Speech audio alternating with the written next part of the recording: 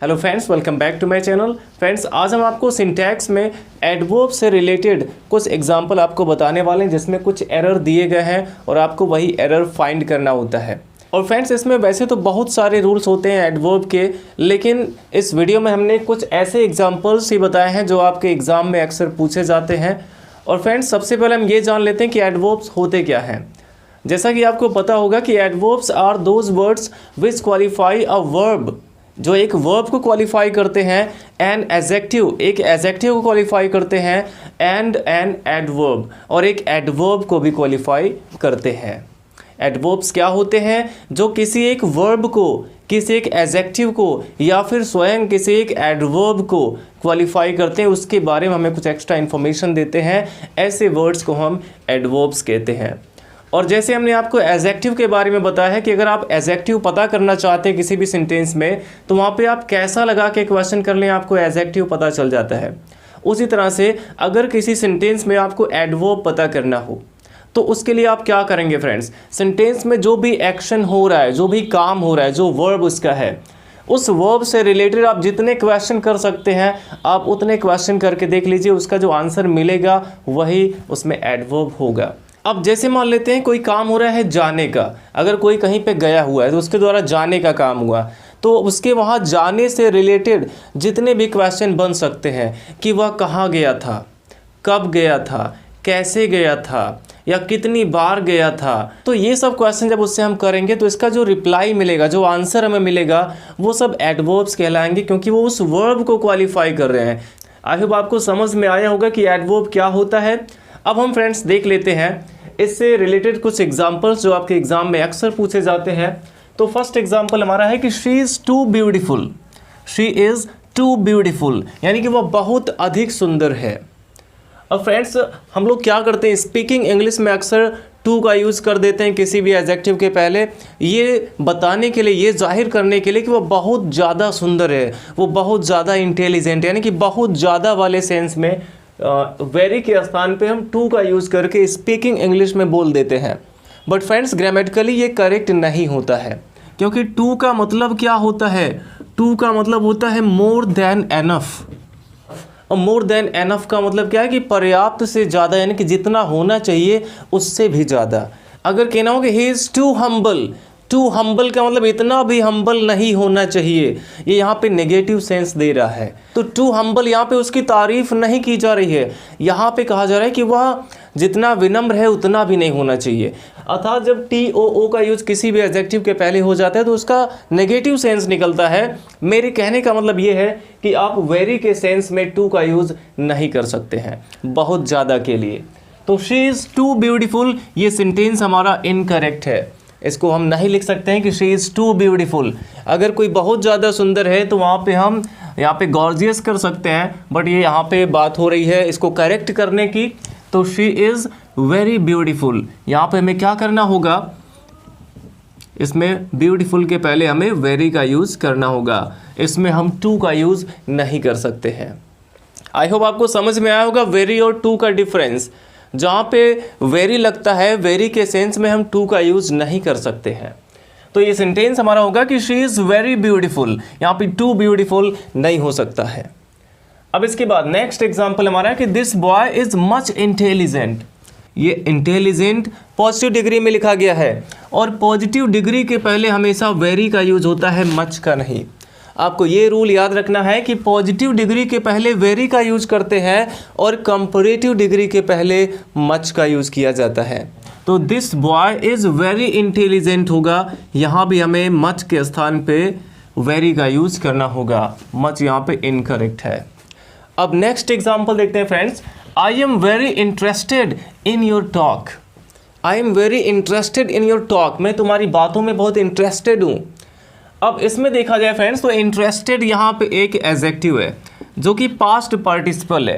Past participle भी adjective का काम करता है। पार्टिसिपल जो भी होते हैं, प्रेजेंट, पास्ट, परफेक्ट पार्टिसिपल, ये तीनों एडजेक्टिव का ही काम करते हैं। बट इसका रूल क्या होता है फ्रेंड्स कि पास्ट पार्टिसिपल के पहले हमेशा मच का यूज करते हैं। पास्ट पार्टिसिपल के पहले मच का यूज़ किया जाता है, और प्रेजेंट पार्टिसिपल जो वर्ब में आईएनजी ऐड करके बनाया जाता है उसके पहले हमेशा वेरी का यूज होता है। बट यहाँ पे इंटरेस्टेड जो है ये पास्ट पार्टिसिपल है और इसके पहले वेरी का यूज़ किया गया है। और रूल क्या है कि पास्ट पार्टिसिपल के पहले मच का यूज होना चाहिए। तो इंटरेस्टेड यहाँ पे पास्ट पार्टिसिपल है तो इसके पहले वेरी नहीं बल्कि मच होना चाहिए।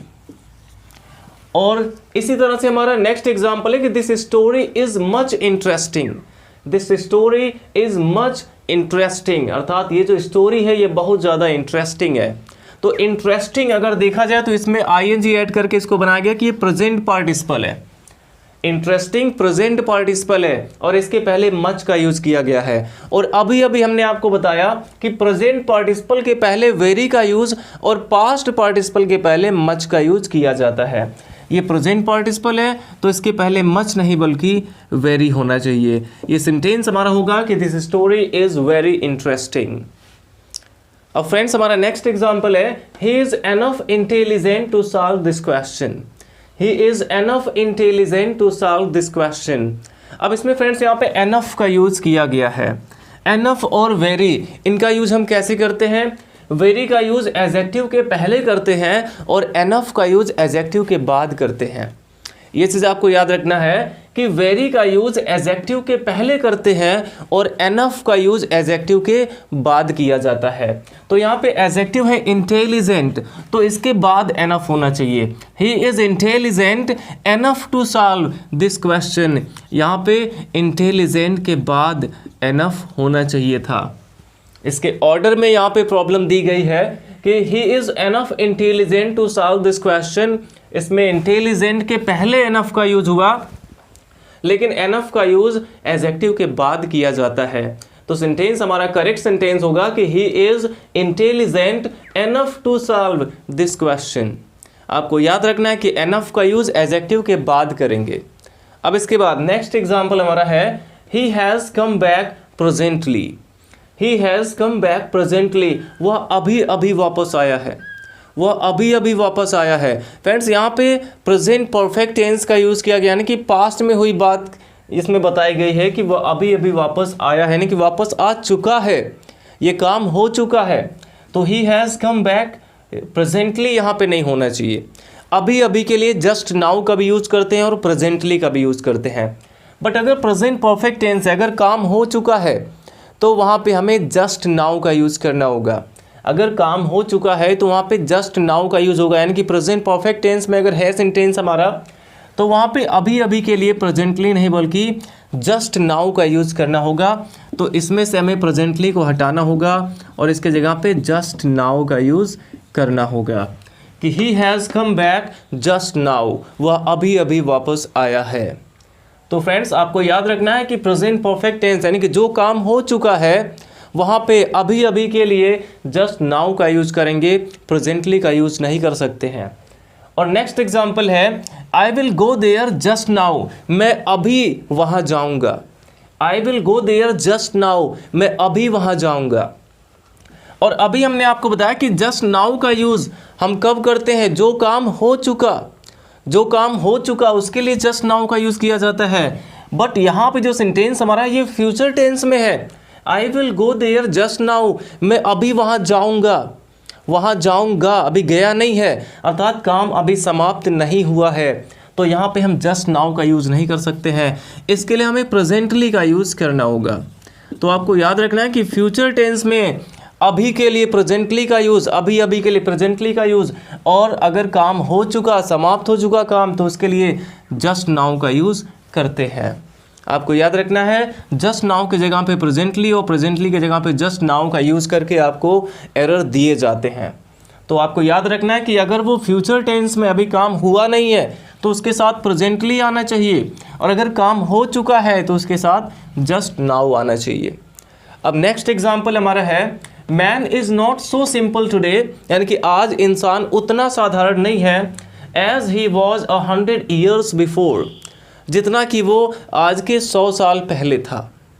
आज मनुष्य उतना साधारण नहीं है जितना वो 100 साल पहले था। तो 100 साल पहले यहाँ पे पास्ट की बात हो रही है।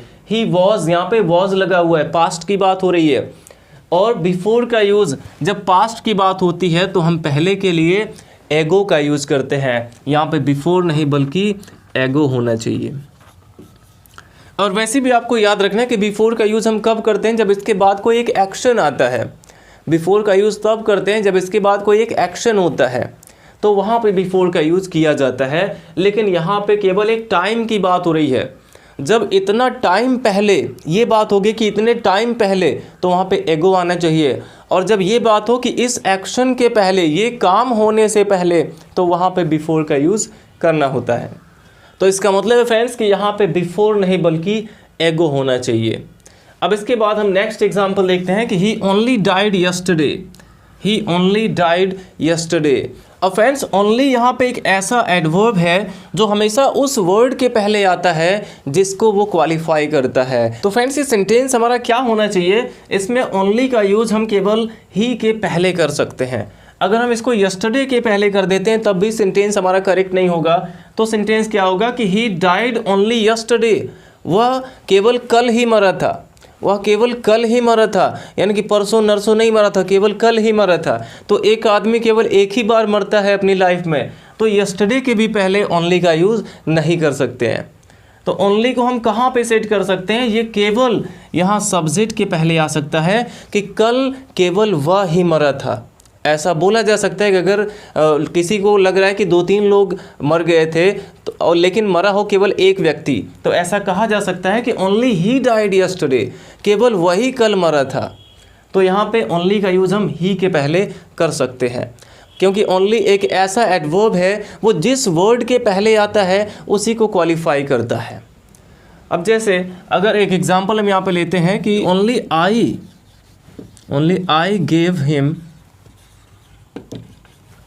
I gave him money. ये हमारा एक एग्जाम्पल है, only I gave him money. अब इसका क्या मतलब है कि केवल मैंने उसे पैसे दिए थे। Only I gave him money, केवल मैंने उसे पैसे दिए थे। यहाँ पे ये आई को क्वालिफाई कर रहा है, केवल मैंने उसे पैसे दिए थे। बट अगर हम ओनली को यहाँ से हटा देते हैं और गेव के पहले लगा देते हैं तो क्या हो जाएगा कि I only gave him money. I only gave him money. अब यहाँ पे गेव को क्वालिफाई कर रहा है, अर्थात मैंने केवल उसे पैसे दिए थे, मैंने केवल उसे पैसे दिए थे और कुछ नहीं किया था, केवल पैसे दिए थे। I only gave him money, यानी कि कुछ और भी उससे कहने के लिए अगर कहा गया हो कि ये पैसे दे देना और ये बात उनसे कह देना, तो वो ये ऐसा कह सकता है कि I only gave him money, मैंने उसे केवल पैसे दे दिए, कुछ कहा नहीं उनसे। ये इसका सेंस होगा। और अगर हम इस ओनली को गेव के भी बाद लगा देते हैं, जैसे सेंटेंस हमारा हो जाए कि I gave only him money. I gave only him money. अब यहाँ पे हिम को ये क्वालिफाई कर रहा है, I gave only him money, अर्थात मैंने केवल उसे पैसे दिए, मैंने केवल उसे पैसे दिए और किसी को नहीं, केवल उसे पैसे दिए। और अगर हम यहाँ से हिम के बाद भी, अगर हम हिम के बाद इसको लगाते हैं, जैसे हो जाए कि I gave him only money. I gave him only money. अब इसका क्या मतलब है कि मैंने उसे केवल पैसे दिए। अब ये मनी के लिए यहाँ पे ओनली जो है मनी को डिस्क्राइब कर रहा है कि मैंने उसे केवल पैसे दिए। I gave him only money, मैंने उसे केवल पैसे दिए और कुछ नहीं दिया। तो इस तरह से फ्रेंड्स ओनली का यूज़ हम केवल उसी वर्ड के पहले करते हैं जिसको वो क्वालिफाई कर रहा है। तो आई होप आपको ये ओनली का यूज़ समझ में आया होगा। अब इसके बाद हम देखते हैं next example, I speak always the truth, अर्थात मैं हमेशा सच बोलता हूँ। अब यहाँ पे जो ऑलवेज का यूज़ किया गया है फ्रेंड्स, आपको याद रखना है कि ऑलवेज का यूज़ हमेशा वर्ब के पहले करते हैं। ऑलवेज हम कहीं भी अगर देखेंगे किसी भी सेंटेंस में, तो उसमें जो वर्ब हमारा है वर्ब के ठीक पहले ऑलवेज का यूज़ करते हैं। अगर उसमें हेल्पिंग वर्ब भी है तो हेल्पिंग वर्ब के बाद, यानी कि वर्ब के पहले, तब भी वहाँ पे हमें ऑलवेज का यूज़ करना होगा। बट इस सेंटेंस में अगर देखा जाए तो I speak always the truth, इसमें वर्ब के बाद ऑलवेज का यूज़ किया गया है। हमेशा आपको याद रखना है कि ऑलवेज का यूज़ वर्ब के पहले होता है, बट इस सेंटेंस में ऑलवेज का यूज़ वर्ब के बाद हुआ है, अर्थात इसके ऑर्डर में हमारा एरर है। हमें ऑलवेज को स्पीक के पहले करना होगा। तो स्पीक यहाँ पे, स्पीक के पहले यहाँ पे ऑलवेज आएगा। आई ऑलवेज स्पीक, ये होना चाहिए। I always speak the truth, मैं हमेशा सच बोलता हूँ। तो ऑलवेज का यूज हमेशा वर्ब के पहले करना होता है। अब नेक्स्ट एग्जाम्पल हमारा है कि she can't hardly do so. She can't hardly do so. Friends, hard और हार्डली में बहुत अंतर हो जाता है। हार्ड का मतलब होता है कठिन, हार्ड का मतलब कठिन, और अगर हार्डली लगा देते हैं तो ये नेगेटिव सेंस देता है। हार्डली का मतलब होता है मुश्किल से, मुश्किल से का मतलब ये ना वाला, नहीं वाला सेंस देता है ये।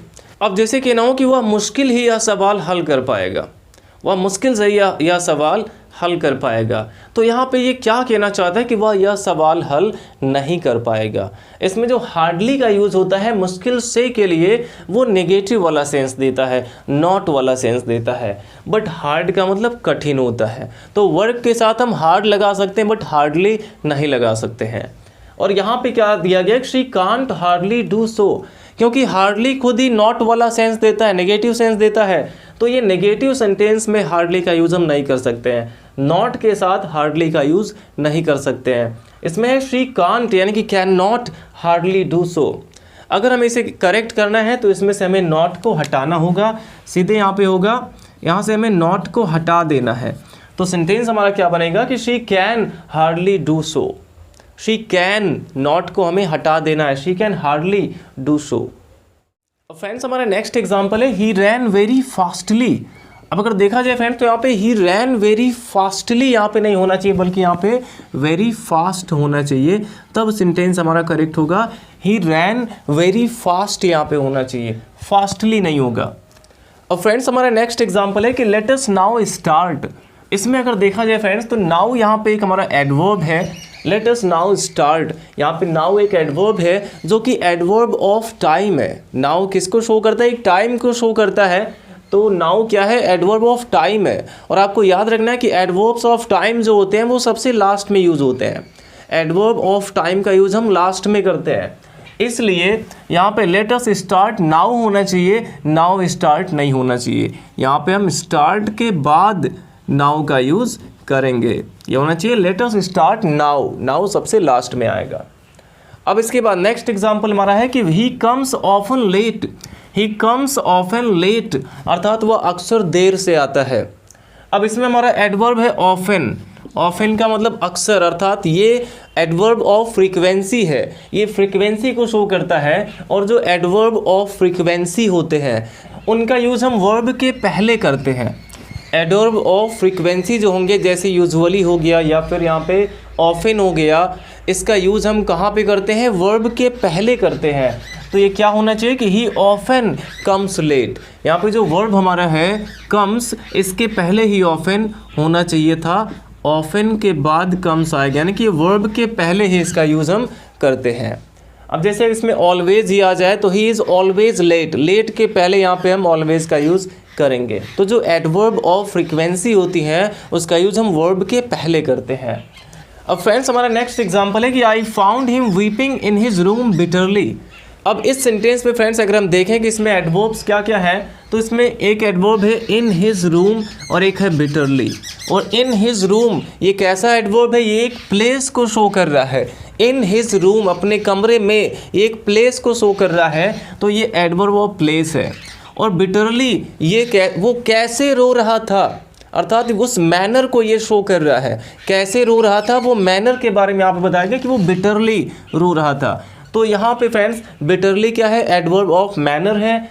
और इसका अगर हम ऑर्डर देखते हैं, अगर किसी एक सेंटेंस में एक से ज़्यादा एडवर्ब्स आ जाते हैं, किसी भी सेंटेंस में एक से ज़्यादा एडवर्ब्स अगर आ जाते हैं तो उसका ऑर्डर क्या होना चाहिए फ्रेंड्स, इसके लिए आप याद रखेंगे, उसका ऑर्डर होना चाहिए MPFT। अगर किसी भी सेंटेंस में एक से ज़्यादा एडवर्ब है तो उसका ऑर्डर होना चाहिए MPFT। अब ये MPFT का क्या मतलब है, M का मतलब है adverb of manner, adverb of manner. P का मतलब है एडवर्ब ऑफ प्लेस, P का मतलब प्लेस से है, M का मतलब मैनर से है, और F का मतलब है एडवर्ब ऑफ फ्रीक्वेंसी। F का मतलब फ्रीक्वेंसी से है, और T का मतलब है एडवर्ब ऑफ टाइम। तो MPFT का मतलब क्या है? ये है एडवर्ब ऑफ मैनर, ये है एडवर्ब ऑफ प्लेस, ये है एडवर्ब ऑफ फ्रीक्वेंसी, और T से हो गया adverb of time. Manner, place, frequency, time, ये इसका ऑर्डर होना चाहिए। अगर केवल दो ही एडवर्ब हैं, जैसे केवल मैनर और फ्रीक्वेंसी वाले हैं, तो पहले मैनर वाला होना चाहिए, फिर फ्रीक्वेंसी वाला होना चाहिए। अगर केवल प्लेस और टाइम वाला है तो पहले प्लेस होना चाहिए, उसके बाद टाइम होना चाहिए। तो आपको ये ऑर्डर याद रखना है, MPFT। और अगर देखा जाए इस सेंटेंस का ऑर्डर क्या है, तो इसमें इन हिज रूम, ये क्या है? एडवर्ब ऑफ प्लेस है, ये पहले आ गया है। और बिटरली क्या है? एडवर्ब ऑफ मैनर है ये, यानी कि पहले P आया है, उसके बाद M आया है। और यहाँ पे होना क्या चाहिए? पहले M होना चाहिए, उसके बाद P होना चाहिए। अर्थात इसका क्रम क्या होना चाहिए कि I found him weeping bitterly, पहले इसमें मैनर वाला एडवर्ब होना चाहिए। I found him weeping bitterly in his room, last में यहाँ पे प्लेस होना चाहिए। आई होप आपको ये इसका क्रम समझ में आया होगा। आपको याद रखना है कि MPFT वाले क्रम में होना चाहिए अगर एक से ज़्यादा एडवर्ब आते हैं तो। अब इसके बाद फ्रेंड्स हम नेक्स्ट एग्जाम्पल देखते हैं। He labours very hardly so that he may pass, अर्थात वह बहुत कठिन परिश्रम करता है ताकि वह पास हो जाए। ही लेबर्स वेरी हार्डली, अब यहाँ पे हार्डली का यूज़ किया गया है जो हमेशा नेगेटिव मीनिंग देता है। फ्रेंड्स, हार्डली और हार्ड में बहुत ज़्यादा अंतर हमने आपको पहले ही बताया। यहाँ पे कठिन परिश्रम की बात हो रही, करने की बात हो रही है, ना करने की नहीं। यहाँ पे कठिन परिश्रम करने की बात हो रही है, इसलिए हम यहाँ पे हार्डली का यूज़ नहीं करेंगे बल्कि हार्ड का यूज़ करेंगे। यहाँ पे हार्डली नहीं बल्कि हार्ड होना चाहिए। He labours very hard so that he may pass, ऐसा होना चाहिए। अब इसके बाद नेक्स्ट एग्जाम्पल है कि Ranjan is very superior to the other boys. Ranjan is very superior to the other boys. अब यहाँ पे अगर देखा जाए तो सुपीरियर क्या है? Comparative degree. Superior comparative degree है, और हमने आपको बताया कि पॉजिटिव डिग्री के पहले वेरी का यूज़ करते हैं और कंपैरेटिव डिग्री के पहले मच का यूज़ करते हैं। स्टार्टिंग में हमने आपको बताया था कि पॉजिटिव डिग्री के पहले वेरी का यूज़ और कंपैरेटिव डिग्री के पहले मच का यूज़ किया जाता है। और सुपीरियर यहाँ पे कंपैरेटिव डिग्री है, इसलिए इसके पहले वेरी नहीं बल्कि मच होना चाहिए। तो ये सेंटेंस हमारा क्या बनेगा कि Ranjan is much superior to the other boys, ये होना चाहिए। अब नेक्स्ट एग्जाम्पल देखते हैं friends. I have passed the BA examination last year.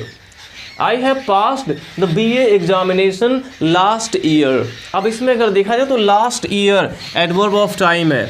Last year यहाँ पे जो आया हुआ है, इसका यूज हमेशा पास्ट टेंस में होता है। लास्ट का यूज़ हमेशा पास्ट टेंस में होता है। तो लास्ट ईयर, यहाँ पे लास्ट ईयर की बात हुई, यानी कि पास्ट टाइम की बात हो रही है, तो इसमें प्रेजेंट परफेक्ट का यूज़ नहीं बल्कि पास्ट इंडेफिनिट का यूज़ होना चाहिए।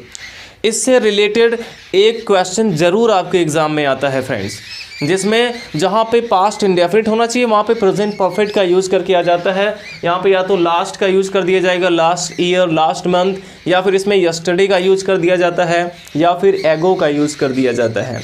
तो जो भी पास्ट टाइम को शो करने वाले वर्ड हैं, जैसे एगो हो गया, लास्ट हो गया, या फिर यस्टरडे हो गया, इनके साथ अगर हैज़ हैव का यूज़ हुआ है तो आपको समझ जाना है कि आपको इस सेंटेंस में से हैज़ या हैव को हटा देना है। और इससे रिलेटेड एक क्वेश्चन आपके एग्ज़ाम में ज़रूर पूछा जाता है, तो इसको आप ध्यान देंगे। यहाँ पे लास्ट ईयर की बात हो रही है, पिछले साल की, पास्ट टाइम की, तो इसमें प्रेजेंट परफेक्ट नहीं बल्कि पास्ट इंडेफिनिट का यूज़ होना चाहिए। अर्थात इस सेंटेंस में से केवल हमें हैव को हटा देना है। केवल हम हैव को हटा देंगे तो आई के साथ पास्ट यानी वर्ब की सेकेंड फॉर्म, अर्थात अब ये पास्ट इंडेफिनिट का सेंटेंस हो जाएगा। अब इसके बाद नेक्स्ट एग्जाम्पल हमारा है Ashok likes very much cricket. Ashok likes very much cricket. आपको याद रखना है फ्रेंड्स, यहाँ पे जो हमारा एडवर्ब है वेरी मच यहाँ पे हमारा एडवर्ब है। और अगर कोई भी ट्रांजिटिव वर्ब होता है जिसके साथ एक ऑब्जेक्ट भी आया हो, ट्रांजिटिव वर्ब उसी को कहते हैं जिसके साथ एक ऑब्जेक्ट होता है। Ashok likes very much cricket. अगर कोई ट्रांजिटिव वर्ब होता है यानी कि उसके साथ एक ऑब्जेक्ट भी है तो जो एडवर्ब है इसका यूज़ हम ऑब्जेक्ट के बाद करेंगे, सबसे लास्ट में करेंगे। यानी कि वर्ब और ऑब्जेक्ट के बीच में एडवर्ब नहीं आने चाहिए। तो यहाँ पे लाइक्स के बाद यहाँ पे वर्ब है क्रिकेट, वो क्या पसंद करता है? Cricket.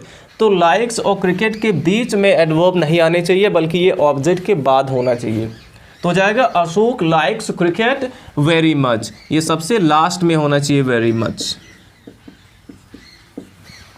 Ashok likes cricket very much, ये होना चाहिए। अब इसके बाद हमारा नेक्स्ट यहाँ पे एग्जाम्पल है कि he was slowly running. He was slowly running.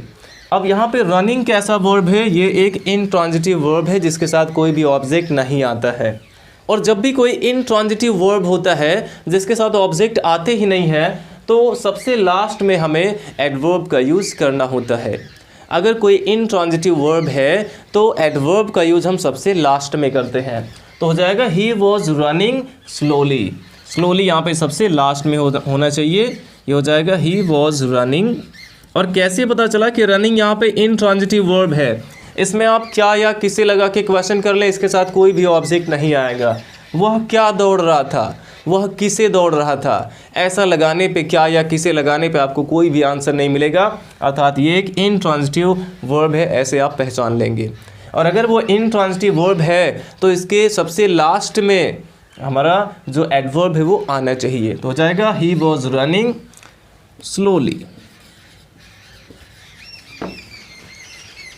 तो फ्रेंड्स, इस तरह से हमने एडवर्ब के वे सभी रूल्स इस वीडियो में बताने की कोशिश की है जिससे रिलेटेड क्वेश्चंस आपके एग्जाम में पूछे जाते हैं। तो फ्रेंड्स, आई होप आपको ये सभी रूल्स समझ में आए होंगे। अब आपको डिस्क्रिप्शन में कुछ क्वेश्चंस दिए जा रहे हैं जिसे सॉल्व करके हमें आप कमेंट बॉक्स में ज़रूर बताइएगा।